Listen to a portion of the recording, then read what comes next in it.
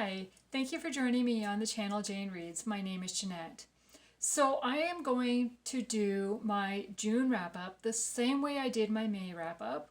So today is June the 5th and I have finished 2 books so far. So I'm going to talk about those 2 books and then I'm going to insert clips as the month carries on as I finish each book, so that when I'm talking about the book, they're very fresh in my mind, or reasonably fresh in my mind.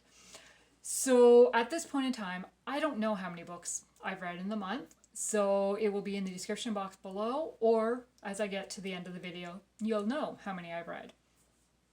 So the first book that I finished this month was The Wedding Chapel by Rachel Hauck. This was a reread for me. I had read this back in 2016, but because I had read it so long ago, it was not fresh in my mind. There was a lot of stuff I had forgotten about. I became so invested in the story that I did not want to put it down. The story is told from 4 points of view and covers 2 time periods, 1948 and 2015. There are 2 central couples. One set is a young newlywed couple, and the other set are 2 people in their early 80s who are both single, not together, but were a young couple back in 1948. The story is told from all 4 points of view, and it switches very clearly between the characters and between the time periods, that the story just flowed easily for me. At first, there doesn't really seem to be much of a connection between the 2 sets of couples. But as we got further along in the story, the connections became more clear. And closer to the end, there was this surprise that was revealed something is revealed that just took me by surprise. A good surprise. But it made me just love the story that much more. The story speaks about the danger of keeping secrets, learning to forgive, learning to express your feelings, and overcoming events from your past. I love this story, and I think it is a must read for those who enjoy romance. So then the next book I picked up was Canteen Dreams by Cara Putman. This is a historical fiction.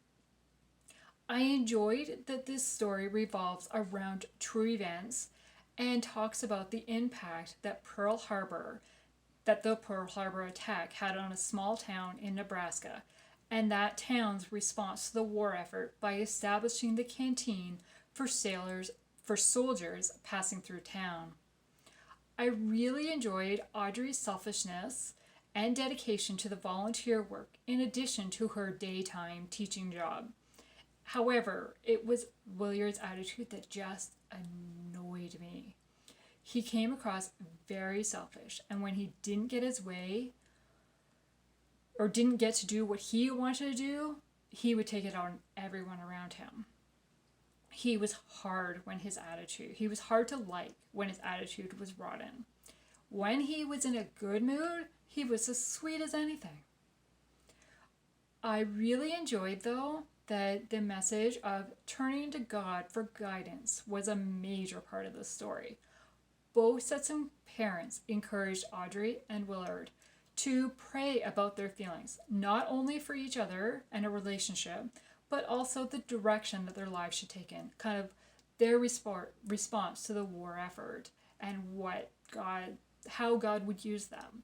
I really enjoyed that part of the story, but this was only 190 pages long, so it was kind of more on the novella side. So I felt the characters were very kind of two-dimensional a little bit, and we didn't really get to see them so much. It was very focused on a romance of a young 20s-something couple, and their immaturity showed at times. So I only gave this book 3 stars, but I did pick up book number 2 because I was intrigued. Book number 2 focuses on Audrey's best friend, Lainey, and I really enjoyed her in this book, so I had to pick up number 2 to kind of find out what her story was. So I'm currently reading that. I will be back once I'm done that one to update you. So today is June the 13th, and I have 2 books to talk about. So I finished Sandhill Dreams by Cara Putman. This is book 2 of her Cornhuskers series. I recently finished book 1, so then I immediately went on to book 2. I did not enjoy this story. I found myself bored at times throughout. It felt choppy, that I didn't know what had just happened or where I was. Like it didn't flow nicely. I really enjoyed Lainey in Canteen Dreams, so I was really looking forward to reading her story. So she has just moved to, I don't even know, somewhere in Nebraska, some fort. Kind of, it's like a training fort for soldiers preparing to go off for the war effort. There she meets Tom, who is a dog trainer, who is training the dogs that have been donated to the army for, like, so family dogs have been donated to the army for them to be trained, and then they will go and work with the soldiers and participate in the war effort. Now, if you are a dog lover, that could be a trigger warning for you. I am not really, so that part didn't really bother me too much. But I don't feel like we really get to know Tom and kind of his backstory. But I liked what I saw of him. However, it's mentioned that he has a fear of dogs and is not happy with his placement as this dog trainer because of his fear of dogs. He would much rather work with horses. But this is where he's stuck. And all of a sudden, like a little bit later in the story, he mentions he's overcome his fear because of something that happened. Okay, what happened? What did I miss? Like, it was like, okay, sure. It just, yeah, this book was not for me. My Kindle version also had a few spelling errors in it that really kind of threw me off of the story. So I finished it because I do. I kind of, I had hopes that it would get better, but it didn't. So I gave this book 2 stars. I had planned on reading book 3 of this series, but I don't own it. And I was going to buy it so that I could read the whole series, but because I did not enjoy this book and I wasn't a huge fan of the first book, I was like, I'm not going to spend money to buy the third book to read it when I haven't really enjoyed it. And then when I looked at kind of the synopsis of book 3, it mentions characters that we haven't met or I don't recognize from these 2 books. So it was just, no, I'm not going to. So then I picked up The Litigators by John Grisham, and I really enjoyed the way this story started out. The first couple of chapters introduced the main characters, and it really made me intrigued to know what was going to happen. Just the way they are described, it was a very character-based story, I think. I really enjoyed that side of it. So the book showcases street lawyers who have been slogging away with divorce cases and the willingness to sue anybody they can. They are dreaming of making it rich someday with a big case. On the other side, you have big firms with highly paid lawyers who can throw money at any problem to make them go away. In between, we have David, who is trying to practice law the way it should be done. Wally Figg, from The Street Lawyer, discovers this case, or discovers what he thinks is kind of the big case. There is this drug, Creox. I'm not sure if I'm saying that right. But he thinks that they can sue the manufacturer and get all this money, and this will be their big case. Then they'll make millions from it. He is sure this is going to make him rich. But as they get closer and closer to the trial date, facts emerge that reveal they can't win this case. However, they have sunk so much money into it at this point, they can't just walk away. I became much more invested in David's story.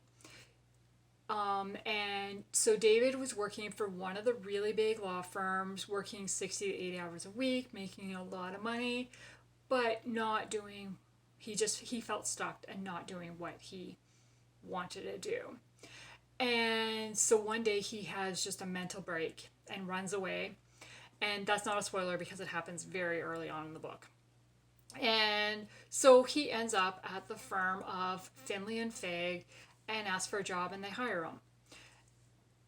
And so now he's gone from working from this big, big firm to this street lawyer firm that I don't know how they function, how they make any money.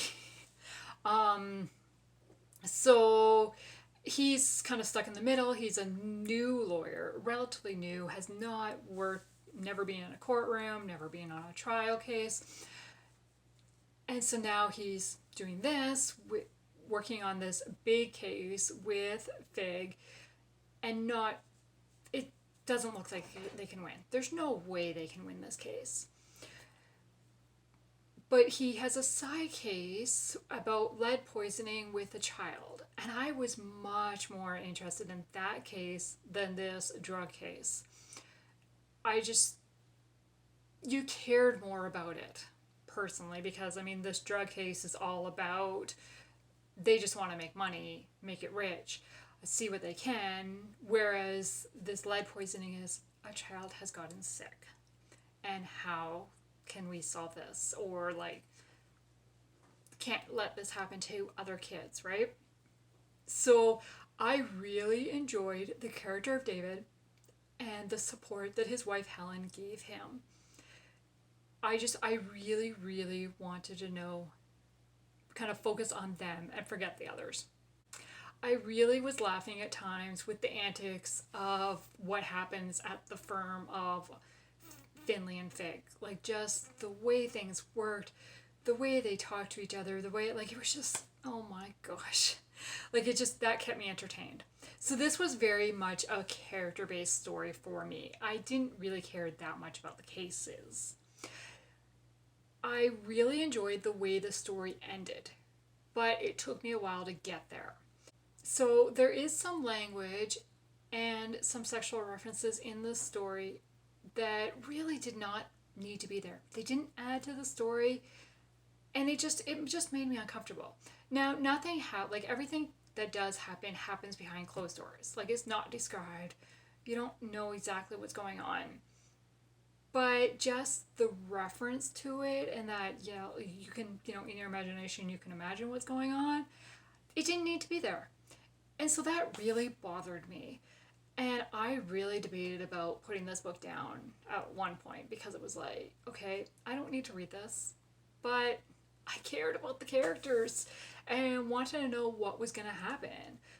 Are they going to get out of this mess that they're in, or are they done? Are they going to be bankrupt, starting from scratch? Like, what's going to happen? So I kept reading, and I really enjoyed the way the story ended and wrapped kind of everything up. I was very pleased with that ending. I am not sure if I'm going to read another John Grisham book or not at this time. I own 25 of them, so the thought of getting rid of all of them after reading just a couple in the last few months, I'm on the fence about that. So I'm going to keep them for now. I will probably read a couple more just to kind of see, but he's one I'm going to be kind of cautious about because I was kind of uncomfortable at certain points. Now, I mean, it's a 470-page book, and it was very minimal, but it was there. Yeah, I don't know. We'll see. So today is June the 21st, and I have finished 2 more books. So the first book is My Stubborn Heart by Becky Wade. This was a reread for me. It was 10 years ago when I first read this book, and while I enjoyed the story and the characters, I didn't find myself falling in love with them as much as I remember the first time. I enjoyed the premise of the story with the restoration of the older home and the granddaughter hanging out with her grandmother and friends. I really enjoyed the antics of the seniors and them dragging Matt, the contractor, and Kate into their weekly poker night. However, Because I don't believe in gambling, I did not enjoy the fact that they were playing for money. Couldn't it have just been a games night? Matt and Kate are at two very different points in their relationship with God, and this causes a few struggles between them. Kate is trying to pull Matt out of this dark place and show him that God is there for him. There is a point where Kate makes a decision that left me heartbroken for both of the characters. I felt confident that the story would not end there, and thankfully it didn't. However, the last portion felt a bit rushed and that they didn't really work through the issues. On a side note, I was bothered by Velma demanding that Morty make some changes before she would date him. Couldn't she accept him the way he was? I really enjoyed the faith element of the story and that Kate was really trying to listen to God's direction. I just struggled with some of the choices. However, I did enjoy the read, so I gave this 4 stars. One of my favorite quotes is, "Funny thing about prayers, God hears them, but you never know if, when, or how he's going to answer them." Then the second book I finished recently was 5 Days in Skye by Carla Laureano. This was another reread. This was actually my 3rd time rereading this book, or reading this book, and I enjoyed it just as much as the previous times. It has become a comfort read for me. It makes me feel like I am watching a Hallmark movie, just warm and cozy. I enjoy the characters of James and Andrea and felt like I really got to know them and their personalities. And I loved exploring the Isle of Skye with them. The author does a wonderful job of describing the landscape and the views of Scotland that I felt like I was right there. I found myself pulled into the story from the very beginning and don't want to put it down. I enjoyed the interactions of James and Andrea. They ranged from professional, flirty, sarcastic, serious, and sweet. Andrea has truly been hurt in the past, and when she finally opens up to James about this, his response was just perfect. I don't think I could have liked him more.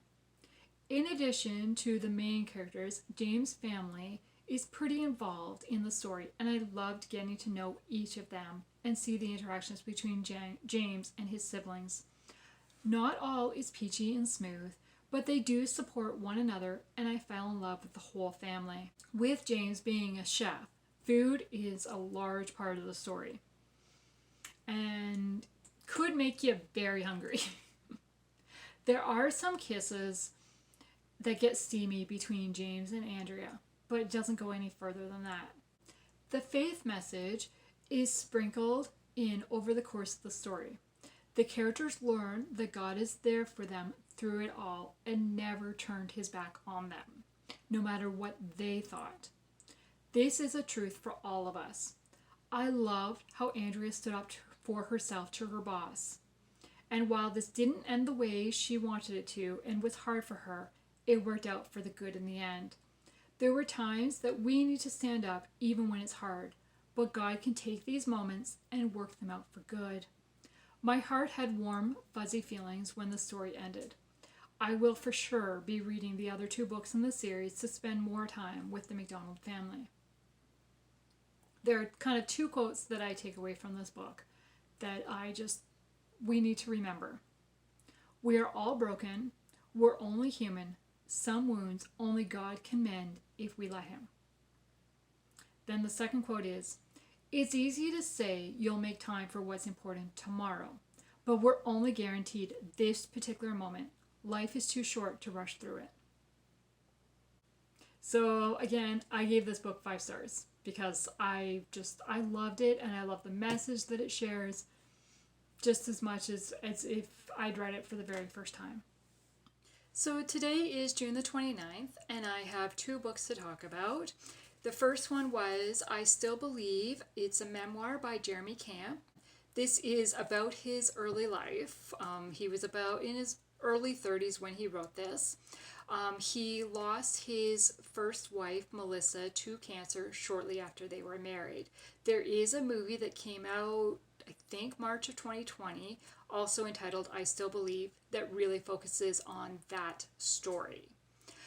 This book does much more. It goes about his childhood, his growing up years, into meeting Melissa, his relationship with her, her illness, her passing away, him dealing with the grief of that, him meeting his second wife, Adrienne, them getting together, and their life now.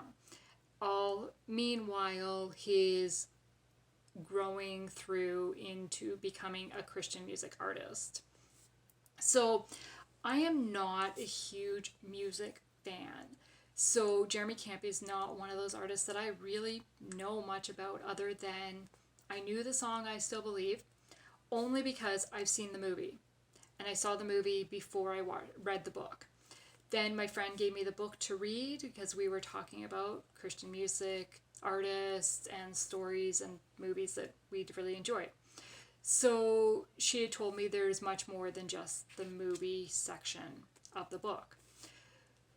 So that's why I read it, because here, read this. Okay, fine, I'll read it. So I really enjoyed the book. It was very encouraging to see how Jeremy has leaned on God through it all, and that God has shown himself to him. I found it very inspiring that way, and he really showed that God is here for us through it all our struggles. He is here and will carry us through. One quote that I really liked was, God is perfect. His love has no conditions. No circumstances can change it. What I did find about the book is I really want to know Adrienne's story. I really want to know. She was inspiring because she is the second wife to Jeremy, and he's constantly hearing about his first wife, Melissa, through the story. And I just, wow, the support that she gives Jeremy and the selflessness that she shows is just, wow. I would love to read her story and get to know from her perspective. So in the end, I gave this book 4 out of 5 stars. I would recommend, especially if you like Jeremy Camp's music. It's really interesting to read where he's come from. Then the next book I finished was The White City by Grace Hitchcock. I read this book for the June prompt of Chantel Read Your Bookshelf Challenge. It was a book on the cover, so that this one fit that. This one is a historical fiction set in Chicago in 1893 around the World Fair. It is a suspense and a romance, or mystery and a romance. And so basically Winnie goes to her father, who is the police inspector, after she believes she witnessed a kidnapping. But she has come to him before with other crimes that she believes she's seen happen, and they have not turned out to be true. So Winnie's father kind of blows her off a little bit and says, like, you know, you've said this before, it's your imagination from reading that's really acting wild again. Kind of like The Boy That Cried Wolf. But he knows that she's going to investigate on her own anyways. So he sends Detective Jude Thorpe to follow her. Winnie realizes that he's following her, and so they end up working together. In the end, Winnie goes undercover for the suspect, and they're trying to find evidence of what really happened. I found that part very, very interesting. But then there's a side story about Winnie's aunt trying to marry her off. And so trying to get her to go to all these things. There is a guy that her aunt really wants her with. But then Winnie has feelings for this detective. but he is not an option because he's beneath her station in life. And her aunt and father do not want her involved with this detective. Now that's for two different reasons. They don't want her involved, but it's kind of, Winnie connects with both of the guys, so it's kind of like, okay, which one is she going to end up with? So, I mean, that was a little bit interesting. I really enjoyed the character of Winnie. She is an avid reader, and realizes that I think she wants to stay a reader and maybe not so much have her stories come to life as much as they are currently. But, so that was really, she was a fun character, but I really wanted more of the mystery. And I wanted to be inside the investigation a lot more than the romance. I didn't really care what happened that much. There was a thing that happens at the end, like when things wrap up. They don't really wrap up. So that kind of annoyed me because he doesn't have, I don't want to give it away. It just doesn't really wrap up. And then when I read the author's note for a little bit more background on what the story's based on, who the villain, because it's based on a true American crime. So when I read kind of who it was based on and a little bit more detail, I'm like, so that guy was supposed to do, that's kind of like, okay, what did I miss? I did not believe he did that. Like, it felt weird to me. So I'm giving this 3 out of 5 stars because I did enjoy the characters. I just would have liked more to it. That's all. So those are all the books I read in the month of June. I've read 8 books. I think I'm 2 chapters in to a book right now, so I don't think I will finish it by tomorrow.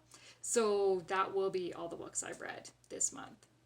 So I hope you found some books that were good. Probably my favorite book of the month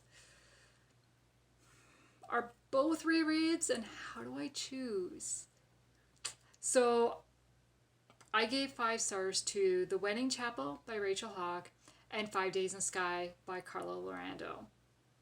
I love these 2 books. This was my second or third time reading them. I don't think I read, oh no, there was a few that I read for the first time. So yeah, can I count rereads as favorites? We'll see. So let me know, what was your favorite book that you read in the month of June, and should I add it to my list? Thank you very much for joining me. Have a good day. Bye.